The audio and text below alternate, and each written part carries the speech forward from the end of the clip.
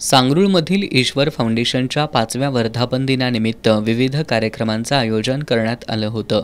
वर्धापन दिनानिमित्त आयोजित अर्ध मॅरेथॉनचा गोकुळचे संचालक बाळासाहेब खाडे यांच्या हस्ते शुभारंभ करण्यात आला. यावेळी फाउंडेशनचे अध्यक्ष नितीन जंगम, कुंभी कासारी सहकारी साखर कारखान्याचे माजी उपाध्यक्ष निवास वातकर यांची प्रमुख उपस्थिती होती. यावेळी बाळासाहेब खाडे यांनी ईश्वर फाउंडेशनच्या माध्यमातून नितीन जंगम यांनी केलेल्या सामाजिक कामाचं कौतुक केलं. अर्ध मॅरेथॉनमध्ये 50 स्पर्धक सहभागी झाले होते. मॅरेथॉनच्या खुल्या गटात 15 मिनिटांची वेळ नोंदवत मोहित जंगमनं पहिला, 18 मिनिटांची वेळ नोंदवत सुमित जंगमनं दुसरा आणि सौरभ निगडेनं तिसरा क्रमांक पटकावला. प्रशांत उत्तेजनार्थ क्रमांक पटकावला.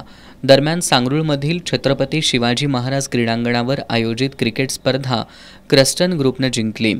यावेळी उपसरपंच गजानन शिवदे, ग्रामपंचायत सदस्य सचिन लोंढे, सचिन नाळे, राजाराम खाडे, संदीप जंगम, तुकाराम जंगम, विजय तुरंबेकर, सागर कापसे, संजय मोरे, दीपक पाटील, अनिल पाटील, राहुल बाटे, स्वप्नील स्वामी यांच्यासह फाउंडेशनचे कार्यकर्ते उपस्थित होते.